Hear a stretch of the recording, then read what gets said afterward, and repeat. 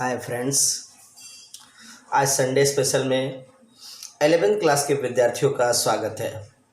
जिन विद्यार्थियों ने मैट्रिक का रिजल्ट का इंतज़ार कर रहे हैं या जो पक्का सोच लिए कि अब हमें कॉमर्स लेना है, इंटरेस्टिंग सब्जेक्ट, आधुनिक सब्जेक्ट, एकदम न्यू सब्जेक्ट के रूप में यदि आपने चुन लिया है, करियर बनाने को सोच लिया है कि हम अब कॉमर्स ही लेंगे। पिछले क्लास में मैंने आपको बता दिया था कि कॉमर्स में कौन कौन से सब्जेक्ट होते हैं, क्या क्या करियर्स हैं, ये सारी चीज़ मैंने बता दिया था। आज हमारी टॉपिक है इंट्रोडक्शन ऑफ अकाउंटिंग। लेकिन इसको बताने से पहले, अकाउंट्स में जो जान लाना है उसके लाने से पहले मैं आपको कुछ कन्फ्यूज़न, डाउट से दूर करता हूँ। अधिकांश जो स्टूडेंट आईकॉम बीकॉम में चले गए हैं लेकिन फिर भी कहीं कहीं डाउट महसूस करते हैं, उस डाउट को दूर करना ज़रूरी है। अकाउंट्स, अकाउंटेंसी, अकाउंटिंग, ये तीनों एक ही वर्ड नहीं है, सिमिलर भी नहीं है, तीनों में अलग अलग अंतर हैं। अकाउंट्स लेखा, अकाउंटेंसी लेखा शास्त्र और अकाउंटिंग का मतलब लेखांकन। अकाउंट्स केवल लेखा जोखा करने को कहते हैं, किस चीज़ की लेखा जोखा कैसे किया जाए, किस प्रकार हिसाब किताब रखा जाए, उसको अकाउंट्स।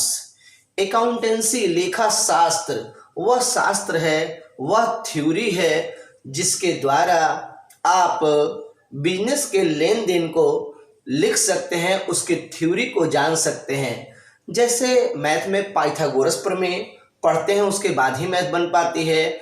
इसके अलावे यदि आप न्यूटन, यानी कि अगर आप साइंस में न्यूटन की गति नियम को पढ़ते हैं तो सारी चीज़ आपके क्लियर होते हैं, तो आप बनाते हो F बराबर m में, या ओम का नियम, अलग अलग नियम से, तो आप नियम जान लेते हो, तब जाके आपको प्रैक्टिकल करना आसान हो जाता है। ठीक वैसे ही यदि आप अकाउंटेंसी के रूल को जान लोगे, अकाउंटेंसी क्या है, पूरी थ्योरी को जान लोगे, तभी आपसे डील हो पाएगा कि अकाउंटिंग अब कैसे होगा, उसका लेखांकन कैसे किया जाए। लेखांकन दो शब्दों से बना है, लेखा प्लस अंकन। आपको लेखा उसी चीज का करना है जो अंक में है, लेखांकन यानी लेख, अंक का ही लेखांकन करना लेखांकन कहलाएगा। अब आइए मैं आपको लेखांकन के बारे में समझाता हूं। Accounting is an art system of identifying, measuring, recording and classifying, summarising, interpreting and communicating financial information या ट्रांजैक्शन। अकाउंटिंग यानी लेखांकन वह कला प्रणाली है जिसके द्वारा आप वित्तीय लेन देन को पहचान पाते हैं, माप सकते हैं, रिकॉर्ड करके रख सकते हैं, अभिलेखन कर सकते हैं, या उसके बाद क्लासिफाइंग का मतलब छांट सकते हैं कि यह किस वर्ग में जाएगा। इसके बाद यह समराइजिंग यानी कि छोटा कर देता है, व्याख्या करता है और बिजनेस की बोलचाल में इसको प्रस्तुत करता है। इसी को अकाउंटिंग कहते हैं। तो अब मैं आपको ये बता दूं कि इन तीनों में आपको अंतर समझना जरूरी होगा। अब ये बातें होती हैं कि ये अकाउंटिंग आखिर अब आया कहाँ से, कैसे इसका वर्क होगा। तो अकाउंटिंग का वर्क हुआ है लेन देन से। लेन देन किस प्रकार की?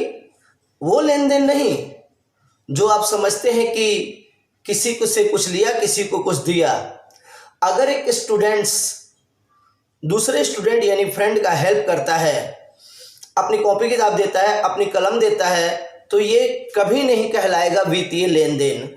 हम लोग को लेन देन लेना है लेकिन फाइनेंशियल लेना है, जिसमें पैसे की बात आए। जैसे मान लिया जाए कि मैंने 1 किलो चीनी लिया और उसको दुकानदार को 40 रुपया दिया, तो यह फाइनेंशियल ट्रांजैक्शन है, ट्रांजैक्शन नहीं। तो हम लोगों को वैसा ट्रांजैक्शन करना है जो फाइनेंशियल हो, जिसमें वित्तीय लेन देन हो, वैसा ही लेन देन हम लोगों को करना होगा। तो ये सारी चीज़ें अकाउंटिंग में आती हैं। तो इस तरीके से माय डियर स्टूडेंट्स, आप अच्छी तरह जान गए होंगे कि लेखा मतलब, अकाउंट्स मतलब लेखा करना, हिसाब किताब करना, अकाउंटेंसी का मतलब हो गया उसका पूरा थ्योरी, कभी गोल्डन रूल लगता है, कभी कोई रूल, अलग अलग रूल है, कभी trading account, profit and loss account, कभी बहुत सारे रूल है, कंपनीज रूल, पार्टनरशिप रूल। ये पूरा लेखा शास्त्र एक थ्योरी है और उस थ्योरी पर जब आप उसका लेखांकन करना सीख लेते हैं तो अब आप अपना बही खाता अकाउंटिंग के माध्यम से तैयार कर सकते हैं। तो इस तरह से ये छोटा डिफिनीशन हुआ आपको अकाउंटिंग का। तो इस तरीके से आप अकाउंटिंग को अच्छी तरह जान सकते हैं, समझ सकते हैं।